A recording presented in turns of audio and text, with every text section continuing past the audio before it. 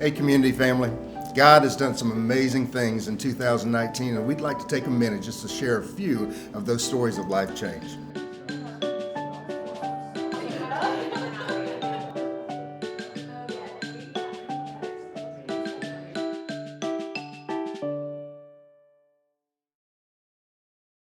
I want to tell you a story about a girl in our church named Elise.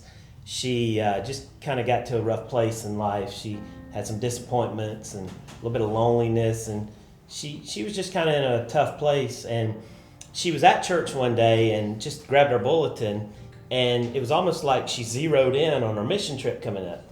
And she read the dates and the cost and all that, and she knew she couldn't afford it, but she just went home with her mom and dad and said, listen, I want to go on this trip. Like, I'm going to do it. And they're like, are you sure you can afford it? She said, absolutely, I'll figure it out some way. So Elise came up with the funds, kind of a faith step she took there. She came up with the funds. She went on the trip. And from that darkness, you could almost see on the trip the light come into play. Her eyes were open to even a stronger faith, and she developed new friendships and really developed a new family there on that trip. And I saw her at church yesterday, and you just see her face and just how there's so much joy with her. And it's just great to see how God uses not only our church, but He uses people in our church to just change people's life.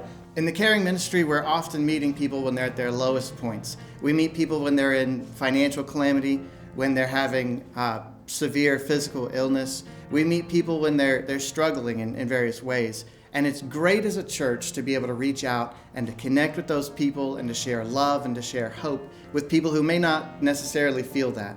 One of the experiences we had this year was a lady in our church named Barbara was diagnosed with a very aggressive cancer that was expected to be terminal. And so she had just the lowest point, the toughest decisions about getting a surgery that really had a low chance of success. And her husband came into church one morning and asked for us to pray with him for his wife and for him and the struggles that they were dealing with. And so we were able to surround them with prayer, and then I was able to come and visit her in her home since she couldn't come to church at that time with her health struggles. And we were able to follow up and walk with her through the next few months where she went through the treatments and the surgeries and all of those struggles. And I'm happy to report that surgery was successful back a few months ago. And so she's doing much better, and her journey isn't over, but they know that community cares about them, and they know that we're here with them, and we're here to walk through that journey together. We had hundreds and hundreds of people come to church that night for an event that got them on our campus. And they may not have otherwise been interested in church. I know my family invited several people who never go to church, but they showed up for Throwback, had a great time, heard the gospel message. We raised several $1,000s for our orphanage in Uganda. And what's neat is that many people not only came and enjoyed that night, but actually continued to come to church and got plugged in throughout the year. So it was a successful event, a lot of fun. So Butch, great things are always happening in small groups at our church, but tell me about some special things that happened this year. I could tell you about a lot, but I'll just tell you one story. There's this lady who had been attending our church for like 15 years. And it was really interesting because she heard all the messages about being in small groups, and she just didn't think she really needed to do that. She had her life pretty much under control, or as she thought. Well, through some family hardships that she occurred this past year, she really got in a bad place and really was really down, didn't know where to turn. Well, she decided to come to community. And through our counseling ministries, through CR, through some of our support ministries, they told her the importance of being in a small group. So she and her husband joined a dinner club. And through that dinner club, they actually had some fellowship, got to know some people in the church, really had a good connection. They really became a part of the church and a part of the church body. But the coolest thing is they realized they needed to move forward in their things. So they went to FPU. They're starting to get their family finances, their family lifestyle under control. And they really just understand now that it's about being in the community of faith, and that's what small groups does for us. That's awesome. I think it's really important that we're able to allow our young adults to see just the life change and the impact that those people are having in whatever realm they're in.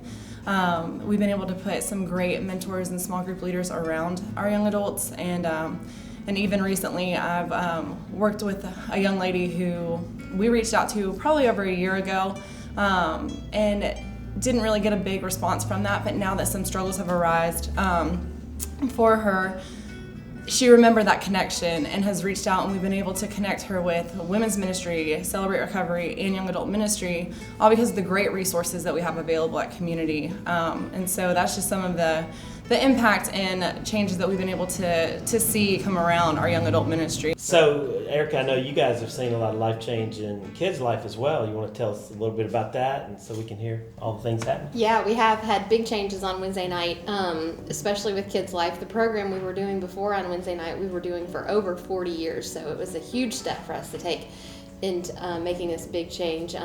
But we knew that that's what God wanted us to do, and it's just been great. We've had a lot of new church families from church, from CCS, from the community. We've been able to support Whispers of Love in different ways through kids' life. But through the Bold Initiative, we'd really like to, some of the bigger events that we do on our campus that bring 7,000 or 8,000 people, right? Yeah, through Trunk and Treat, Extravaganza, VBS, we just like to make those bigger, to reach even more people, to introduce our church and our church family to the community. So that's one thing that I'm excited about with the Bold Initiative. So we are very fortunate at CCS to be able to have groups like the kids ministry and the youth ministry here at community to be able to partner with us, to be able to reinforce things that our students are hearing at school. They're then able to go right over to these other ministries and get those same biblical teachings reinforced and have friends there that they have from school right in their youth group and in their kids ministries. So we're so excited about the things coming with community in the coming year. Not only the Bold Initiative, but other things that are happening that are going to be very exciting for our school as well. So one of the life changes that we've seen recently in the student ministry is we've had a young man who recently accepted Christ as his Savior. And he was labeled more of a troublemaker before he received salvation, and since then has just totally changed. His life has taken a new direction. I'm hearing stories of how he is witnessing to other friends at school, inviting them to church, and just proclaiming the name of Jesus Christ throughout his life. Some of the things that we're seeing happen give us hope with the Bold Initiative going forward of what we can do, the things that we can see, the life change that can happen. Areas that we know, such as our camps, we can use that money now to help get as many kids as possible to camp. And we can show those kids the love of Christ.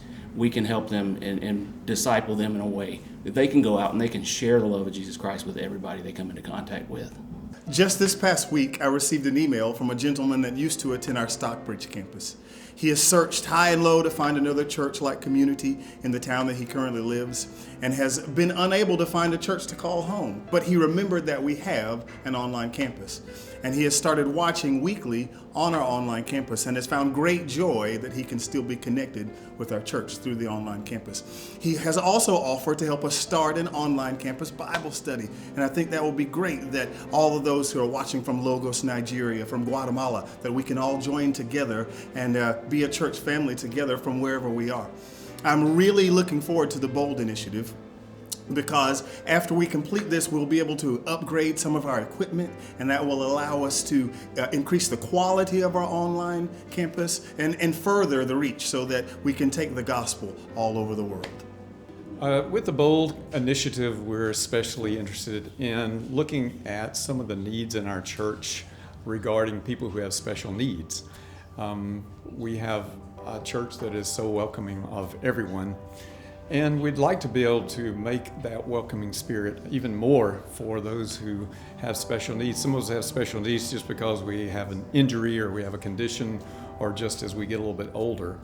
For instance, we have one man who plays guitar in the chapel, and he has a condition that doesn't allow him to get out of his wheelchair, and he can't really get up on the stage. But if we had some extra money, then we could make it possible for some of those with special needs to be able to get around a little bit better. So Erica, you mentioned Whispers of Love. Rachel, do you want to tell us a little bit about what's happening in Uganda? Yeah, so since January, we've gotten 8 new kids at the children's home, and one of those is our 4-year-old Ezekiel, who has microcephaly.